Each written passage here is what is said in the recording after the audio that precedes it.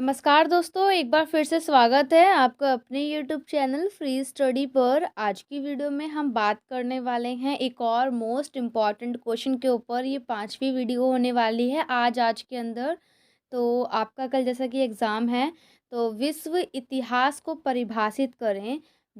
20वीं 20वीं सदी के विश्व इतिहास की विभिन्न विशेषताएं बतानी है, या आपका ये क्वेश्चन आ जाए, या सेकंड क्वेश्चन आपका आ जाए आधुनिकता का, कि आधुनिकता क्या है, और 20वीं शताब्दी या 20वीं सदी विश्व के इतिहास की विभिन्न विशेषताएं। दोनों में से कोई भी क्वेश्चन आ जाए, दोनों क्वेश्चन सेम है। यहाँ पर तो मैंने एक ही क्वेश्चन लिखा है, लेकिन जो थंबनेल पे आपने दोनों क्वेश्चन देखे हैं, दोनों में से जो भी क्वेश्चन आ जाए आपको आंसर सेम लिखना है।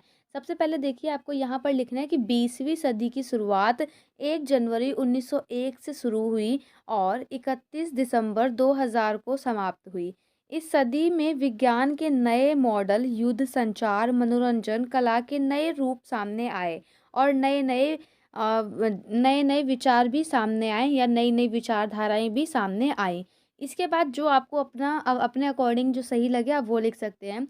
देन आपको लिखना है विश्व इतिहास के बारे में, क्योंकि क्वेश्चन में आपसे विश्व इतिहास पूछा गया है। तो आपको लिखना है कि विश्व इतिहास क्या है। विश्व इतिहास से अभिप्राय सीमाओं से पार मानव इतिहास का अध्ययन करना है। यानी कि अगर हम इस देश में रह रहे हैं, तो विश्व का मतलब क्या है कि इस देश से बाहर आकर के भी देखना। यानी कि जिस देश में रह रहे हैं या जहाँ पे रह रहे हैं, उस सीमा से बाहर आकर मानव इतिहास के बारे में अध्ययन करना ही विश्व इतिहास है। उसके बाद आप लिखेंगे विश्व का इतिहास से अभिप्राय अतीत से लेकर आज तक पृथ्वी के सभी स्थानों की मानव जाति के इतिहास से है। 20वीं सदी ने दुनिया को बदल दिया। सही बात है, दुनिया को कैसे बदला अभी हम आगे देखेंगे। जो इसकी विशेषताएं हैं ना, आप उसी से समझ जाएंगे कि आपको क्या क्या लिखना है। देखिए, 20वीं सदी का मतलब क्या होता है, ऊपर ही लिखा है कि 1 जनवरी से लेकर जो 1999 का जो ईयर था वहाँ तक, ठीक है। अब देखिए उसके बीच में क्या क्या हुआ आपको पता है।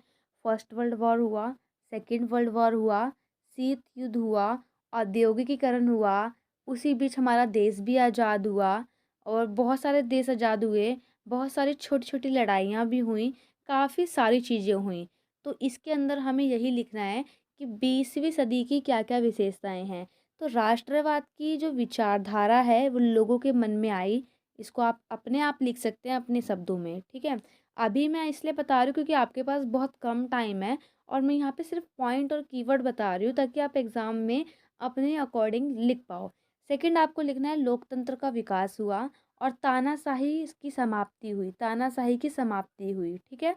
तीसरा है तकनीक और वैज्ञानिक का विकास या विज्ञान का विकास, संगीत और कला का विकास, उपनिवेशवाद का अंत हुआ। जैसे कि आपको पता है कि गुलामी वाली जो परंपरा चल रही थी, ब्रिटेन ने हमें गुलाम कर रखा था, तो इस टाइप की जो उपनिवेशवाद वाली प्रथा थी उसका अंत हुआ।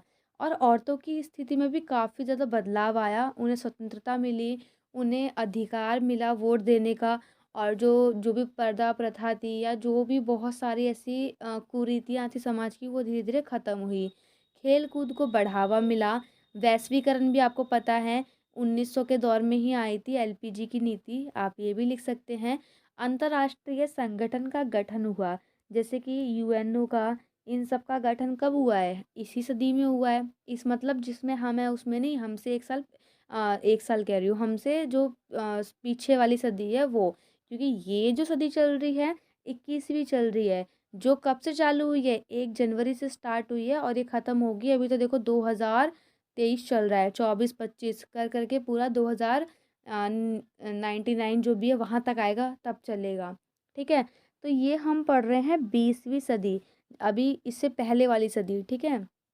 उसके बाद अंतर्राष्ट्रीय संगठन हमने देख लिया। विश्व की जनसंख्या में वृद्धि हुई, नई नए विचारों का उदय हुआ, या नई नई विचारधाराएं आई थी उस टाइम पर। समाजवाद की आई थी, साम्यवाद की आई थी, पूंजीवाद आई थी, बहुत सारी विचारधाराएं हमारे सामने आई। औद्योगिकीकरण लिख दोगे आप इसमें, कि औद्योगिकीकरण क्या था, कि औद्योगिकीकरण जिसमें उद्योगों को बढ़ावा दिया और लोगों को वहाँ से रोजगार मिला। तो यहाँ पर आपको ये सारी चीज़ें जो हैं वो लिखनी है। और हाँ, इसके अकॉर्डिंग अगर आपके भी कोई पॉइंट हो, तो आप उसको कमेंट में लिखना कि आपके अकॉर्डिंग और क्या-क्या विशेषताओं में हम लिख सकते हैं, ताकि जो भी बच्चे कमेंट पढ़ें, उनको एक आइडिया हो जाए कि वो और चीज़ें क्या-क्या लिख सकते हैं। अब यहाँ पे कम से कम 11 से 12 पॉइंट हैं, 11 से 12, ठीक है? तो अगर मान लीजिए आप एग्ज़ाम दे रहे हो, अगर आपको 6 भी याद रहे ना या 7 भी याद रहे, तो 3 पेज आप आराम से भर दोगे, 3 से 4 पेज इनफ रहेगा। और आप ज़रूर सोचना एक बार कि इससे पिछली वाली सदी की विशेषताएँ में हम और क्या-क्या चीज़ें लिख सकते हैं। क्योंकि अभी बहुत सारी चीज़ें हैं जो मैंने आपको यहाँ पे नहीं बताई, जैसे कि कृषि का सुधार, एग्रीकल्चर का नहीं बताया, एग्रीकल्चर का आप इसमें लिख सकते हो, है ना? महिलाओं का बता दिया, श्रमिकों वगैरह का लिख सकते हो, लेबर का बता दिया, रोज़गार मिला और औद्योगिकीकरण ये भी बता दिया। और आप अपने अकॉर्डिंग सोचना कि और क्या-क्या चीज़ें हो सकती है। हाँ, एक और प्रेस और प्रिंटिंग भी लिख सकते हो, प्रेस और printing, media, press, printing, media, वैसे ये सब तो उसमें आएगी टेक्नोलॉजी में, तो आप या तो वही एक पॉइंट बना देना या अलग-अलग करके बना लेना जैसे आपको ठीक लगे। वीडियो कैसी लगी? निष्कर्ष लिख लेना। ये कमेंट मत करना कि मैम आप सब बोल देते हो कि अपने आप लिखो। अरे अपने आप लिखो ना, मैं पेपर में मैं थोड़ी ना लिख के आऊँगी, पेपर में तो आप खुद ही लिखोगे ना, तो ये भी आपको अपने आप ही लिखना है। मैं आपको ओनली यहाँ पे सिर्फ़ इतनी हेल्प कर रही हूँ ताकि आप लोगों का एग्ज़ाम अच्छे से जाए और आपको एक पॉइंट पता हो कि आपको क्या लिखना है। क्योंकि अगर आपको पॉइंट पता है ना, तो पॉइंट से तो आप पूरा पैराग्राफ खुद ही लिख दोगे। समझ रहे हो ना? तो मिलते हैं नेक्स्ट वीडियो में, तब तक के लिए जय हिंद, जय भारत।